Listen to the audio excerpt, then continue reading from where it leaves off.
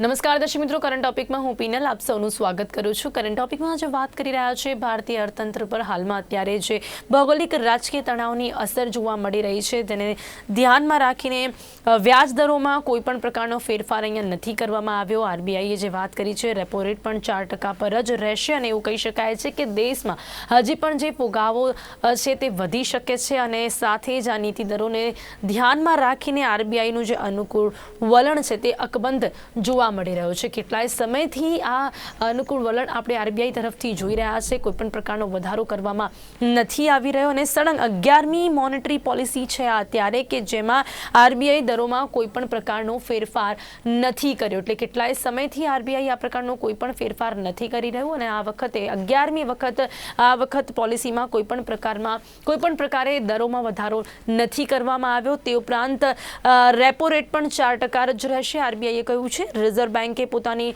નાણાકીય નીતિ સમીક્ષામાં જે નીતિ દરોમાં કોઈ પણ પ્રકારનો જે ફેરફાર નથી કર્યો અને સાથે જ રિવર્સ રેપો રેટ 3.35% પર યથાવત રાખ્યો છે। કેશ રિઝર્વ રેશિયો પણ 4% પર યથાવત રાખ્યો છે અને સાથે જ એક એવું કહી શકાય છે કે આરબીઆઈએ જ્યારે આ પ્રકારની પોલિસી ફરી એક વખત જાહેર કરી છે ત્યારે આપણને રાહત લાગી, પરંતુ તેની સામે જે આગાહી પણ કરવામાં આવી છે કે હજી પણ મોંઘવારી વધી શકે છે, એટલે કે દેશમાં ફુગાવાનો જે દર છે તે વધવાની શક્યતા અહીંયા આરબીઆઈએ જણાવી છે। તો આ તમામ મુદ્દાઓ પર ચર્ચા કરીશું। શેર બજારમાં જે અનિશ્ચિતતા હજી પણ જોવા મળી રહી છે તે વધી શકે છે, ત્યારે તેની શું અસર પડી શકે છે, કારણ કે અત્યારની જે પરિસ્થિતિ છે તે પરિસ્થિતિમાં જ જે સામાન્ય જનતા છે તે મોંઘવારીને લઈને હેરાન છે, પરેશાન છે। મોંઘવારીમાં પીસાતી જનતા માટે આરબીઆઈની આ નવી ક્રેડિટ પોલિસી કેવી છે તેને લઈને કરીશું વાત, જેની માટે મારી સાથે અહીંયા જોડાઈ ગયા છે માર્કેટ એક્સપર્ટ રવિ ડિયોરા અને તેમની સાથે સીએ મેહુલ પટેલ। આ છે કરંટ ટોપિકમાં। રવિજી, સૌથી પહેલા મોંઘવારીનું માર સહન કરતી આ જનતા માટે આરબીઆઈની નવી ક્રેડિટ પોલિસીને કઈ રીતે જોઈ રહ્યા છો? સળંગ 11મી મોનેટરી પોલિસી છે જેમાં આરબીઆઈએ દરોમાં કોઈ પણ પ્રકારનો ફેરફાર નથી કર્યો।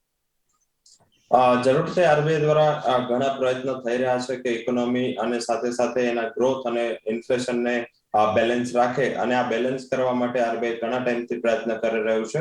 એ કોવિડનું પેન્ડેમિક હોય કે પછી એની યુએસ યુક્રેન અને રશિયા વચ્ચેનું વોર હોય, આ બધી પરિસ્થિતિમાં જે આરબીઆઈ નું કામ અને આરબીઆઈ જે પણ એફર્ટ્સ કર્યા છે ઘણા સરાહનીય છે। અધરવાઇઝ જો રૂપીની પણ તમે જો તો એ પણ ઘણી સ્ટેબિલિટી આ વોર અને despite of higher crude RBI દ્વારા આ જાળવવામાં આવી છે। તો આરબીઆઈ દ્વારા ઘણા એવા પ્રયત્નો થઈ રહ્યા છે, એફર્ટ થઈ રહ્યા છે અને આપણે આગળ જે શો કરો એમાં પણ મેં વાત કરી હતી કે જે પણ અત્યારે આપણી સ્ટેબિલિટી છે એ આભારી છે આરબીઆઈની પોલિસીને। હવે આ જે પોલિસીમાં ઇન્ટરેસ્ટ રેટ કે માં બદલાવ ના થયા, વ્યાજ દરમાં કોઈ બદલાવ ના થયા, આનાથી બે શક્યતા એ રહી શકે। એક તો આરબીઆઈ નું એવું માનવું છે અને જે રીતે એમને ઇન્ફ્લેશનના આંકડાઓ આપ્યા છે કે નિયર ટર્મમાં ઇન્ફ્લેશન 6.3%, આખા વર્ષમાં ઇન્ફ્લેશન 5.7% અને આગળ જતા ઇન્ફ્લેશનમાં ધીરે ધીરે ઘટાડો જશે। હાલાકી આરબીઆઈ ક્લિયર પણ કર્યું છે કે $100 નું ક્રૂડ એમને આ જે જજમેન્ટ છે ઇન્ફ્લેશનના એમાં લીધું છે અને સાથે સાથે આરબીઆઈ જે ગ્રોથનું ફોરકાસ્ટ કટ કર્યું છે। હાલાકી આરબીઆઈની જે પોલિસી છે એમાં ઇન્ટરેસ્ટ રેટને લઈને કોઈ ચેન્જ ના કરવામાં આવે, ઘણું મોટું સરપ્રાઈઝ છે। હવે જે પોસિબિલિટીઝ એ થઈ શકે, એક તો આરબીઆઈ બિહાઇન્ડ ધ કર્વ ગણાઈ શકે। જો ઇન્ફ્લેશન આ જ રીતે વધશે અને ધીમે ધીમે જે બધી સેન્ટ્રલ બેન્કર, ફેડરલ રિઝર્વ હોય કે પછી સાથે બેંક ઓફ ઇંગ્લેન્ડ હોય, એ તમામ પોતાના ઇન્ટરેસ્ટ રેટ વધારવાના ચાલુ કરાશે, પરંતુ હજી ઇમર્જિંગ માર્કેટમાં સિચ્યુએશન નથી ઇમર્જ થઈ। ઇમર્જિંગ માર્કેટમાં આપણે કોઈ પણ મોટી ઇકોનોમી લઈએ ત્યાં હજી ઇન્ટરેસ્ટ રેટમાં ઉપરની સાઈડ કોઈ બદલાવ નથી થયા, કારણ કે અત્યારે ક્રૂડ આપણને થોડું નડી રહ્યું છે। તો માર્કેટની એવી એક્સપેક્ટેશન હતી અને સાથે ઇકોનોમિસ્ટની એવી એક્સપેક્ટેશન હતી કે વ્યાજ દરોમાં કોઈ ફેરફાર થાય, 25 બેસિસ જેવો એક નજીવો વ્યાજ દરમાં વધારો થાય, પરંતુ આ વ્યાજ દરમાં કોઈ વધારો હજી આપ્યો નથી। હાલાકી જે છેલ્લું સ્ટેટમેન્ટ હતું, છેલ્લી 5 મિનિટની સ્પીચ હતી, એમાં આરબીઆઈના ગવર્નર દ્વારા એવું જણાવવામાં આવ્યું હતું કે કોઈ પણ વસ્તુ છે સ્ટેગ્નન્ટ નથી, મીન્સ કે આગળ જતા જો પરિવર્તન આવે, ક્રૂડના ભાવ ઉછળે કે પછી સાથે ગ્લોબલ અનસર્ટનિટી ઊભી થાય, ઇન્ફ્લેશનનો દર વધે, તો મારા હિસાબે તો આરબીઆઈ દ્વારા આનો ઉપર કોઈ નિર્ણય લેવામાં આવશે અને આરબીઆઈના ગવર્નર સરપ્રાઈઝ કોઈ ના આપી એ માર્કેટ માટે પોઝિટિવ સરપ્રાઈઝ હતી, કારણ કે જે રીતે ઇન્ફ્લેશન અને સાથે સાથે ગ્લોબલ ઇકોનોમીની પરિસ્થિતિમાં ચેન્જ હતો એ રીતે માર્કેટને એવું અનુમાન હતું કે કઈ આરબીઆઈ દ્વારા નેગેટિવ સ્ટેપ લેવામાં આવે સાથે જે ગઈકાલે ફેડના મેમ્બર બુલાર્ડ છે એમની સ્પીચ હતી કે યુએસમાં 3.5% ઇન્ટરેસ્ટ રેટ હોઈ શકે, બેંક ઓફ ઇંગ્લેન્ડના ગવર્નર અને સાથે ફેડરલ રિઝર્વ અને ECB ના જેટલા કમેન્ટ આવે છે એ કમેન્ટમાં વ્યાજદરના વધારાની વાત થઈ હતી, પરંતુ આપણી આ પણ વ્યાજદરના વધારાની વાત ના થઈ એ ઇકોનોમી માટે અને રેટ સેન્સિટિવ સેક્ટર માટે પોઝિટિવ વસ્તુ હોઈ શકે છે. જી ચોક્કસથી. મેહુલભાઈ, આપ કઈ રીતે જોઈ રહ્યા છો, જે રીતે નીતિ દરોને ધ્યાનમાં રાખીને આરબીઆઈ નું જે અનુકૂળ વલણ અકબંધ જોવા મળી રહ્યું છે તેને કઈ રીતે જોઈ રહ્યા છો? ખાસ કરીને કોઈ પણ પ્રકારનો વધારો નથી, તે ઉપરાંત પણ રિવર્સ રેપો રેટ પણ 3.35% પર યથાવત રાખવામાં આવ્યો છે અને રેપો રેટ પણ 4% પર જ રહેશે, આરબીઆઈ નું કહેવું છે. કઈ રીતે આપ એને જોઈ રહ્યા છો, કેટલું પોઝિટિવ કહી શકાય છે? હું વાત કરું એ પહેલા એકાદ બે વાત કરી દઉં. એક તો કદાચ રિવર્સ રેપો રેટમાં 40 પોઈન્ટનો વધારો કરીને 3.75 કરેલો છે, બરાબર, જે એક સરાહનીય બાબત છે કે જેનાથી જે કહી શકાય કે લિક્વિડિટી એમાં થોડો ફરક પડશે અને ફુગાવાને ક્યાંક કાબુમાં લેવામાં થોડો ફાયદો થાય. તો સાથે સાથે તમે બીજું જો બે એમના જે અંદાજ હતા 2023ના વર્ષ માટે એ જો જોયા હોય તો જીડીપી નો ગ્રોથ રેટ જે પહેલા એમણે 2023 માટે 7.8% જે અંદાજે એ ઘટાડીને 7.2% કરેલો છે. મતલબ કે ઇકોનોમીમાં અત્યારે કંઈક ઓલ ઇઝ વેલ કહી ના શકાય એવી પરિસ્થિતિ છે, એ આરબીઆઈ પણ માની રહી છે. બીજું સાથે સાથે જે અગાઉ ઇન્ફ્લેશન ફુગાવાનો દર એમણે જે 4.5% અંદાજ છે એના બદલે અત્યારે 5.7%, એટલે ઘણો વધારે ફુગાવો છે, પણ એક સ્વીકાર્યું છે, જે એક સારી બાબત છે કે જે કોઈ પણ બાબત જ્યારે સ્વીકારવામાં આવે તો એના માટેના જે પગલા લેવા હોય એ આસાન બનતા હોય છે. રવિભાઈએ વાત કરી કે $100 સુધીનું ક્રૂડ પહોંચેલું છે, પણ આ ફુગાવા માટે ચોક્કસ એક કારણ છે. આપણે સૌ જાણીએ છીએ કે જે ક્રૂડ ઓઇલ એના પછી પેટ્રોલિયમ જે પ્રાઇસીસ છે એ ખરું એના ઉપર ઇફેક્ટ થતો હોય છે ને એનું દરેક વસ્તુ ઉપર એની ઇફેક્ટ થતી હોય છે. પણ એ ખાસ સરકારની પોલિસી બહુ જરૂરી છે, કારણ કે અગાઉ પણ આપણે જોઈ ચૂકેલા છે કે 2009માં ક્રૂડ ઓઇલનો ભાવ બેરલ દીઠ $140 પહોંચ્યો. આજે તો એના કરતા ઘણો ઓછો છે. હોય ક્યારે આવો ફુગાવો કે પછી પેટ્રોલ ડીઝલના ભાવ આટલા ઊંચા ક્યારેય જોવા નતા મળે. એના માટે સબસિડાઇઝ કરતી હોય કે જે કંઈ કારણ, પણ જે સામાન્ય મધ્યમ વર્ગ છે અથવા તો જે ગરીબ વર્ગ છે એમને એનું જે ઇન્ટરનેશનલ માર્કેટમાં અત્યારે યુક્રેન રશિયાની તમે લડાઈ ગણો કે પછી બીજી જે કોઈ પણ બાબત ગણો, તો એનાથી આપણો જે મધ્યમ વર્ગ અથવા તો પછી જે ગરીબ વર્ગ છે એને ઓછામાં ઓછું કેટલું નુકસાન કરી શકાય એ જ એક સરકારની પોલિસી બહુ જરૂરી રહેતી હોય છે. અત્યારે મેહુલભાઈ, જે પ્રકારની પરિસ્થિતિ છે તે પરિસ્થિતિમાં વિશ્વના જે અન્ય દેશો છે તે દેશોમાં લોન મોંઘી થઈ છે, પણ આપણે ત્યાં એવું કંઈ જોવા નથી મળી રહ્યું.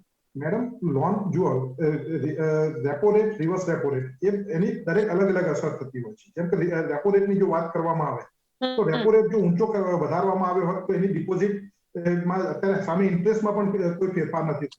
અત્યારે એક મોટો વર્ગ અને એમાં ખાસ કરીને જે નિવૃત્ત વર્ગ છે એની આવકનું મુખ્ય સાધન ફક્ત ને ફક્ત જે બેંકની જે એની ડિપોઝિટ હોય છે એની તો અત્યારે તમે પરિસ્થિતિ સમજી શકતા હશો કે કેટલી ખરાબ હશે, કારણ કે ઇન્ટરેસ્ટ રેટ બહુ જ નીચો છે. હું એફડી ઉપરના ઇન્ટરેસ્ટ રેટની વાત કરી રહ્યો છું. એમને જીવન નિર્વાહ કરવો પણ અઘરું હોય છે, અને જે વિશ્વમાં પરિસ્થિતિ ચાલી રહી છે આપ સમજી શકો છો, પણ એના માટે કોઈ ગરીબ વર્ગ અથવા તો મધ્યમ વર્ગ જવાબદાર નથી. અને આપણે સૌ જાણીએ છીએ કે મોટાભાગે બેંકમાં ડિપોઝિટ કોણ કરાવતું હોય છે ને લોન કોણ લેતું હોય છે. તો મધ્યમ વર્ગ, ગરીબ વર્ગ છે એમના પૈસા એ લોકો એફડી કરાવતા હોય છે નાની બચત કરીને, અને લોન લેવા વાળા મોટા ઉદ્યોગપતિઓ હોય છે.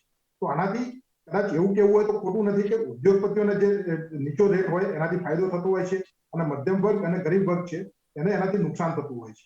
તો આમાં ચોક્કસપણે જે રવિભાઈએ પણ વાત કરી કે એમાં વધારો કરવો એક અપેક્ષિત હતો, પણ ક્યાંક ને ક્યાંક કોઈ પણ દબાણના હેઠળ આ નથી થઈ શક્યું, અને એના કારણે જે કહેવાય કે લોન બરાબર છે કે મોંઘી નથી થઈ, પણ સાથે સાથે જે એફડીના ઇન્ટરેસ્ટ રેટમાં પણ વધારો નથી થવાનો, તો એનાથી નાના વર્ગને તો નુકસાન જ થવાનું છે. જી રવિભાઈ, આપનું આ બાબત પર શું માનવું છે કે અત્યારે જે ખાસ કરીને પોલિસીની વાત કરવામાં આવે તે ઉપરાંત અત્યારની પરિસ્થિતિની વાત કરવામાં આવે, મોંઘવારીની જો વાત કરવામાં આવે, નાના વર્ગની જે મેહુલભાઈ વાત કરી રહ્યા છે તે વાત સાથે આપ કેટલા સહેમત અહીંયા કહી શકાઓ છો? કારણ કે અહીંયા માત્ર વાત છે રેપો રેટ નથી વધારવામાં આવ્યો, લોન મોંઘી નથી થઈ, પરંતુ મોંઘવારીનો દર તો આપણે જોઈ જ રહ્યા છે. એની સાથે આરબીઆઈ પણ કહ્યું છે કે આવનારા સમયમાં હજી પણ મોંઘવારી વધી શકે છે.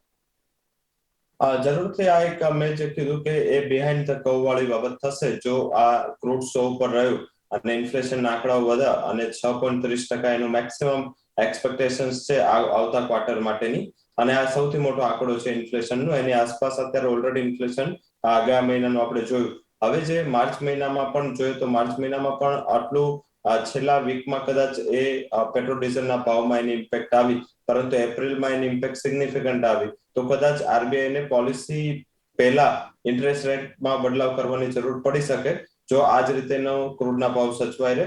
હાલાકી એક જ દિવસથી પેટ્રોલ ડીઝલના ભાવ નથી વધારા, પરંતુ જે ડિપોઝિટ રેટને લઈને વાત કરી રહ્યા હતા આગળ મેહુલભાઈ, ડેફિનેટલી આ એક જરૂરી છે, કારણ કે ડિપોઝિટ હોલ્ડર્સ છે અને નાના સેવિંગ છે એને મળવું જોઈએ વધારે રિટર્ન. પરંતુ જે ગવર્મેન્ટ ઓલરેડી આ બધી જે સ્મોલ સેવિંગ સ્કીમ્સ છે એમાં ઘણા ખરા ઇન્ટરેસ્ટ રેટ ઓલરેડી કટ કરી દીધા છે. પરંતુ જે આજે એસબીઆઈ નું ન્યૂઝ આવી ગયું છે કે એસબીઆઈ સ્ટેટ બેંક છે એ કદાચ આગળ જતા 25 થી 30 બેઝિસ પોઈન્ટ થી પોતાના ડિપોઝિટ રેટમાં વધારો કરી શકે. હાલાકી આ એક ઘણું ઇફ એન્ડ બટ હોય છે, કારણ કે બેંકો શું કરે છે, બેંકો પોતાના એનઆઈએમ ને બચાવવા માટે ઓલવેઝ આ પ્રેક્ટિસ હોય છે બેંકોની કે જ્યારે ત્યારે ઇન્ટરેસ્ટ રેટમાં ઘટાડો થાય ત્યારે એની 100% ઇમ્પેક્ટ છે એ એના લોન હોલ્ડર્સ નથી મળતી. ફોર એક્ઝામ્પલ, તમે હોમ લોન લીધી છે તો રેપો રેટ તમે જ્યારે 6.5% હતા અને તમે જો હોમ લોન લીધી છે આજે રેપો રેટ 4% છે તો તમારો રેટ 2.5% નહીં ઘટો, તમારો રેટ માત્ર 0.5 થી 1% જ ઘટો હશે. હવે જ્યારે ત્યારે આરબીઆઈ દ્વારા 25 બેઝિસ નો વધારો આવશે, તમે જોશો કે તમામ બેંકો 25 બેઝિસ થી ડાયરેક્ટ વધારો પાસ ઓન કરી દેશે. તો આઈ થિંક આ પોતાના એ લોકો એનઆઈએમ ને મેન્ટેન કરવા માટે આ રીતે કરતા હોય છે, પરંતુ આની અસર છે લોકો ઉપર, જે હોમ લોન ટેકર્સ છે એના ઉપર ઘણી પડતી હોય છે, કારણ કે રિવર્સ રેપો રેટ છે 3.25% પર યથાવત રાખવામાં આવ્યો છે. હા, રિવર્સ રેપો રેટ છે એ એક ટેકનિકલ મીન્સ કે આજે ન્યૂઝ વાયર છે એના દ્વારા એક સમાચાર આવ્યા કે જે રિવર્સ રેપો રેટ છે એ 40 બેઝિસ થી વધારવામાં આવ્યો, પરંતુ એ લોકોએ પછી માફી માંગીને એમનું જે ન્યૂઝ હતું એ પાછું ખેંચી દીધું છે.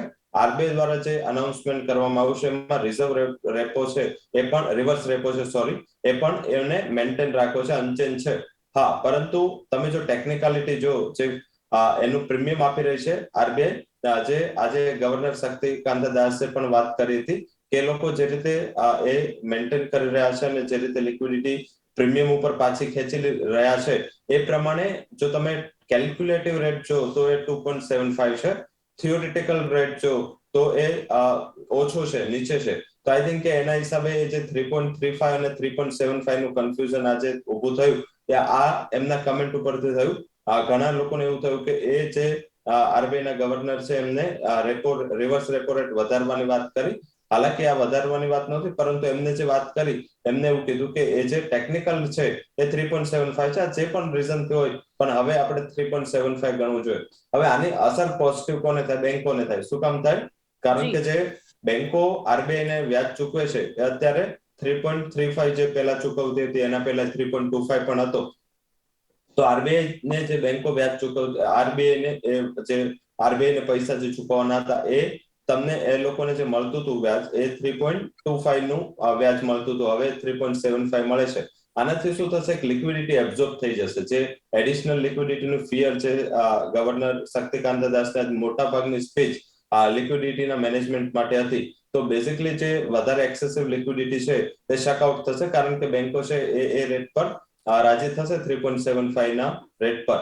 હવે જે મેહુલભાઈ જે નાના વર્ગ માટે ચિંતા વ્યક્ત કરી રહ્યા છે તેનો હજી પણ કોઈ સોલ્યુશન અહીંયા જોવા નથી મળ્યું. હું ત્યાં જાઉં છું. હવે શું થશે કે જે 3.75 અને 4 વચ્ચેનો જે ગેપ છે એ માત્ર 25 પૈસા રહ્યો છે, જે પહેલા ગેપ હતો એ 75 પૈસા હતો. હવે આ જે 75 પૈસા અને 25 પૈસા મીન્સ કે 40 પૈસાનો જે ગેપ છે એ ડિપોઝિટ હોલ્ડરને જ પાસ ઓન થશે. એસબીઆઈ આના જ હિસાબે સ્ટેટ બેંક ઓફ ઇન્ડિયા છે, જે ઇન્ડિયાની સૌથી મોટી બેંક છે, એને આ 25 થી 30 બેઝિસ પોઈન્ટ ડિપોઝિટ હોલ્ડરને પાસ ઓન કરવાની જાહેરાત કરી દીધી છે. આગળ જતા પ્રાઇવેટ બેંકો પણ આને ફોલો કરશે. જો નહીં કરે તો એ કોમ્પિટિટિવનેસ એમની ઓછી થશે. તો મારા હિસાબે આવશે ડિપોઝિટર હોલ્ડરને પણ આ જે એક્શન છે આરબીઆઈ નું એના દ્વારા 25 થી 30 બેઝિસ પોઈન્ટ નો ઉછાળો છે રેટનો એ જોવા મળી શકે છે. વ્યાજદરમાં વધારો નહીં થાય એ રાહતની બાબત છે, પરંતુ આ જે આરબીઆઈ નું સ્ટેપ છે એ બોલ્ડ સ્ટેપ છે અને આનાથી ડિપોઝિટ હોલ્ડરને ફાયદો થઈ શકે છે. રિવર્સ રેપો રેટમાં 40 પોઈન્ટ નો વધારો થયો છે કે નથી થયો? હું પોતે થોડો કન્ફ્યુઝ છું. ના, એનો વધારો નથી થયો. ઓફિશિયલી આ વધારો નથી થયો. નથી થયો ને? હા. તો મેં અગાઉ જે વાત કરી કે એ બદલ, કારણ કે મારી પાસે જે જી ન્યૂઝ જી, એ પણ યથાવત રાખવામાં આવ્યું છે. ઓકે. જે રીતે ત્યાર પછી જે માહિતી મળી હતી, જેમાં જાણકારી મળી છે કે ક્રેડિટ પોલિસીમાં, તે પણ યથાવત રાખવામાં આવ્યું છે. જી મેહુલભાઈ, હવે અહીંયા તેની સાથે અત્યારે જો મોંઘવારી દરનો જે અંદાજ રાખવામાં આવી રહ્યો છે, જુલાઈ સપ્ટેમ્બર ત્રિમાસિક ક્વાર્ટર માટે રિટેલ મોંઘવારી દર 5.3% રહેવાનો અંદાજ છે. મેહુલભાઈ, શું કહેશો? અત્યારે પણ આ પ્રકારની મોંઘવારી છે અને હજી પણ મોંઘવારી વધવાની જે આગાહી કરવામાં આવી રહી છે, શું લાગે છે આપને? કે કારણ કે 2022-23માં ફુગાવાનો દર છે 5.7% રહેવાનો અંદાજ છે, અને ત્યારબાદ હજી પણ જે મોંઘવારીની વાત કરી 5.3% રહેવાનો અંદાજ છે. આમાં જે વાત કરવામાં આવે તો રવિભાઈ બહુ સારી વાત કરી. જ્યારે બી જે આનો રેપો રેટ એવું ઘટતું હોય છે, બેંકોને ફાયદો થતો હોય છે, ત્યારે એ દરેક કસ્ટમરને પાસ ઓન નથી કરતી હોતી. જ્યારે પણ એમાં જો વધારો કરવામાં આવે તો તરત જ જે લોન માટે છે એમાં તરત વધારો કરતા હોય છે. તો સેમ વસ્તુ કદાચ જે ક્રૂડ ઓઇલ અત્યારે હાલ સરકાર જેને મોટા ભાગે જવાબદાર માની રહી છે મોંઘવારી પાછળ, અથવા તો લોકો પણ જે માની રહ્યા છે, એમાં પણ કદાચ મને આ જ બાબત જે રવિભાઈ વાત કરી એ દેખાઈ રહી છે. જ્યારે ભાવ, તમને ખ્યાલ છે કે ગયા વર્ષે માઇનસમાં ભાવ ગયો હતો, મતલબ કે નેગેટિવ અથવા તો ઝીરો કહી શકીએ કે જે ક્રૂડ ઓઇલનો ભાવ, એ વખતે લોકોને એનો ફાયદો પાસ ઓન કરવામાં નતો આવ્યો. એ વખતે જે પેટ્રોલ ડીઝલ છે એકદમ સસ્તું નતું થઈ ગયું. જ્યારે સસ્તું થતું હોય છે ત્યારે એનો ફાયદો કઈ જે ઓઇલ કંપનીઓ હોય છે એને કદાચ આપવામાં આવતો હોય છે, અથવા તો પછી ટેક્સ વધારવામાં આવતો હોય છે, એના ઉપરની એક્સાઇઝ ડ્યુટી કે બીજા કોઈ ટેક્સીસ, અને સરકાર એનો ફાયદો લે છે.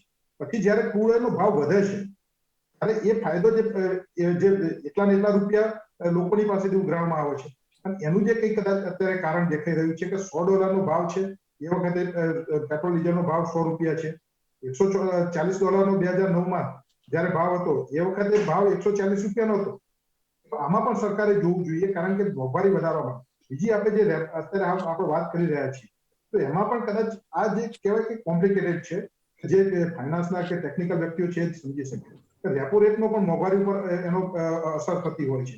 એનું કારણ કે જો એમાં બંને બાજુનું રહેતું હોય છે કે જો રેપો રેટ વધારવામાં આવે, લોનના જો ભાવ વ્યાજના દર વધે તો એનાથી વસ્તુઓ મોંઘી થતી હોય છે. એક એ બાદ લોજિક છે.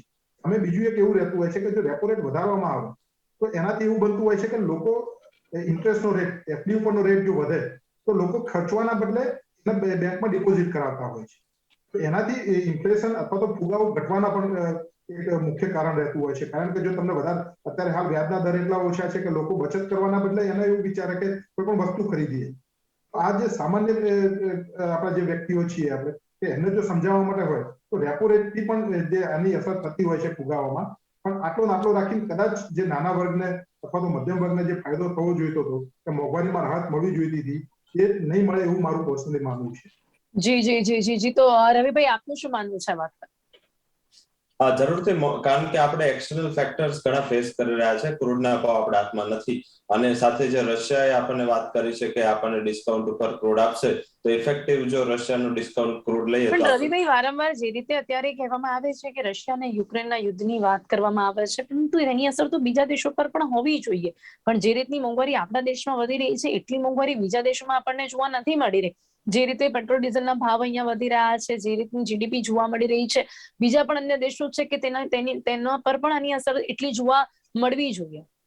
ના, તમે જો બીજા દેશના આંકડાઓ જો તો અમેરિકા ખુદ પ્રોડ્યુસર છે ક્રૂડનું, છતાં એનું ઇન્ફ્લેશન 42 વર્ષના હાઈ પર છે. પણ આપણા ત્યાં આપણે આપણા જોયું જે કે અત્યાર સુધી પેટ્રોલ ડીઝલના ભાવ કંટ્રોલમાં જ હતા, અને હવે અચાનક જ જે પ્રકારની વૃદ્ધિ જોવા મળી રહી છે, તે કહી શકાય છે કે રશિયા અને યુક્રેનના યુદ્ધ પહેલા આપણે જે પ્રકારની પરિસ્થિતિ જોઈ રહ્યા હતા, એ પછી પણ આપણે કંટ્રોલમાં જોયું. ચૂંટણી સુધી આપણે કંટ્રોલમાં જોયું, અને પછી જે પ્રકારની વૃદ્ધિ થઈ રહી છે, હવે આરબીઆઈ પોતાની રીતે સપોર્ટ કરે છે, અનુકૂળ વલણ બતાવે છે, એ વાત અલગ છે. ના, આરબીઆઈ છે ને, આરબીઆઈ શું છે કે જે ગવર્નર શક્તિકાંત દાસ આવી ગયા પછી આરબીઆઈ અને જે ગવર્મેન્ટની જે પોલિસીસ છે એ થોડું પેરેલલ થયું છે. કારણ કે પેલા જે આરબીઆઈ છે એ પોતાની રીતે અલગ પોલિસી બનાવતું હતું, કારણ કે આપણું જે સ્ટ્રક્ચર, ફેડરલ સ્ટ્રક્ચર જ એવું છે કે કોઈ પણ ઇન્સ્ટિટ્યૂટ છે એમાં ગવર્મેન્ટનું ઇન્ટરફિયર ના હોવું જોઈએ. પરંતુ હવે જે પોલિસી સ્ટ્રીમલાઇન ચાલી રહી છે એના એક મતલબ પણ એ છે કે બંને ગવર્મેન્ટની પોલિસીને અકોર્ડિંગ એ લોકો પોતાની પોલિસી ડિસાઇડ અને ડિઝાઇન કરી રહ્યા છે. પરંતુ લાંબા સમયના ગાળામાં આ જે ફેક્ટર છે એ કદાચ ઇકોનોમી માટે આગળ હર્ડલ પણ ઊભું થાય. પણ જે મેં આગળ પણ કીધું તમને કે આરબીઆઈ ને આ મીન્સ કે જે પોલિસી, જૂનની જે પોલિસી આવશે, જો આ રીતે ઇન્ફ્લેશન અને ક્રૂડના ભાવ વધશે તો એ લોકોએ પોલિસીની પહેલા પણ ઇમરજન્સી બેઠક બોલાવીને પોતે રેટ હાઇક કરવું જ પડશે, એમાં કોઈ બેમત નથી. પરંતુ જે ઇન્ફ્લેશનની અસર આપણને વધારે પડી રહી છે, જેમ તમે વાત કરી રહ્યા હતા, જે આંકડાઓમાં આવી નથી, આંકડાઓમાં તમને એપ્રિલમાં દેખાશે, મેમાં દેખાશે, કારણ કે ક્રૂડના ભાવ વધતા, પરંતુ ઇલેક્શનના હિસાબે આપણે એને પેટ્રોલ ડીઝલના ભાવમાં પાસો નહોતા કર્યા. જી એક્ઝેક્ટલી રવિજી, અને ત્યારબાદ પછી આપણને તરત જ ઇમ્પેક્ટ જોવા મળે. હવે તમને ઇમ્પેક્ટ દેખાશે, શાકભાજીના ભાવમાં વધારો થશે. આ શું છે, થોડી પ્રોસેસ 1 થી 2 દેખાઈ રહી છે રવિભાઈ, દેખાઈ રહી છે, ને આરબીઆઈ ખુદ કહ્યું છે કે હજી પણ મોંઘવારી વધી શકે છે.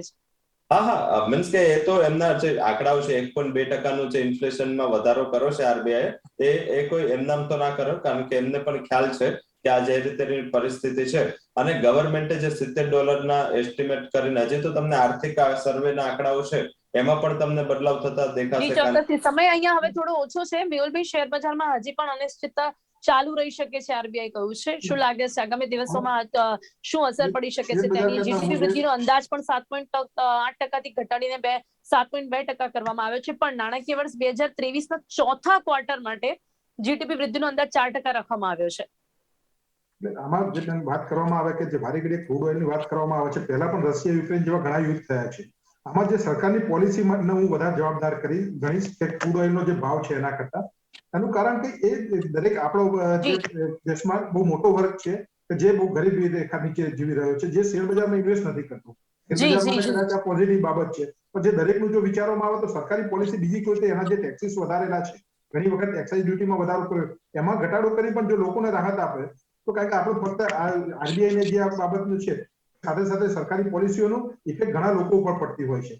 હું ખાસ એવું જોઈશ કે કદાચ રેપો રેટમાં આમાં કોઈ ફેરફાર કર્યો કે ક્રૂડ ઓઇલનો ભાવ ઘટ્યો તો એ વખતે ઘણા બધા ટેક્સ વધારે હતા, એમાં જો ઘટાડો કરવામાં આવે તો પણ સામાન્ય લોકોને આનાથી ફાયદો થશે. જી ચોક્કસથી. હું એક સેકન્ડમાં એક સમરી રવિભાઈ જલ્દીથી. જે તમે કહો છો, માત્ર 3 એવા રીઝન છે કે 3 એવા વે છે જેનાથી આપણે પેટ્રોલ ડીઝલનો ભાવ કાબુમાં કરી શકીએ. એક તો જે આપણે પર્સન્ટેજમાં ગવર્મેન્ટ ડ્યુટી લે છે રૂપિયામાં લેવી જોઈએ, તો એના હિસાબે જ્યારે ત્યારે ભાવ વધે ક્રૂડના તો તમને પર્સન્ટેજની ઇમ્પેક્ટ બહુ મોટી ના પડે. આ થવું જોઈએ. આઈધર એને જીએસટીમાં લેવું જોઈએ. જીએસટીમાં જો તમે લો તો એના હિસાબે અત્યારે જે પેરાલિસિસ છે કે એક સ્ટેટમાં બહુ વધારે છે, એક સ્ટેટમાં નીચે એના રહે, અને ઓટોમેટિક એના પ્રાઇસીસમાં થોડો ઘટાડો આવે. અને ત્રીજું વે છે કે ઇન્કમ બેઝ તમારે જોવું જોઈએ. મીન્સ કે આજે કોઈ મર્સિડીઝ ને ઓડી લઈને જાય છે તો એને પણ એ જ ટેક્સ ભરવો પડે છે જે આજે કોઈ બાઇક લઈને જાય છે. ચોક્કસથી આ પ્રકારનો કોઈ ફેરફાર કરવામાં આવે તો સામાન્ય જનતાને રાહત થઈ શકે છે. સમય અહીંયા સમાપ્ત થાય છે. રવિ દિરોજી, મેહુલ પટેલજી, આપ બંને અમારી સાથે ચર્ચામાં જોડાયા તે બદલ આપનો ખૂબ ખૂબ ધન્યવાદ. Thank you so much. તો અહીંયા જે રીતે આરબીઆઈની નવી ક્રેડિટ પોલિસી જાહેર કરવામાં આવી છે તેમાં અનુકૂળ વલણ આપણને જોવા મળી રહ્યું છે, પરંતુ તેની સાથે સાથે આગાહી પણ કરવામાં આવી છે હજી પણ મોંઘવારી વધી શકે છે. દેશની જીડીપી ગ્રોથ, મોંઘવારી સહિતના અનેક મુદ્દાઓને ધ્યાનમાં રાખીને અત્યારે તો હાલ નિર્ણય લેવામાં આવ્યો છે, પરંતુ કેવા પ્રકારના નિર્ણયો લેવાની હજી પણ જરૂરિયાત છે જેથી કરીને તેની સીધી પોઝિટિવ અસર સામાન્ય જનતાને થઈ શકે છે, તેના પર ચર્ચા કરવાનો પ્રયાસ કર્યો છે. અત્યારે આ કાર્યક્રમમાં બસ આટલું જ. ફરીથી મળીશું એક નવા વિષય સાથે. ત્યાં સુધી રજા આપશો. નમસ્કાર.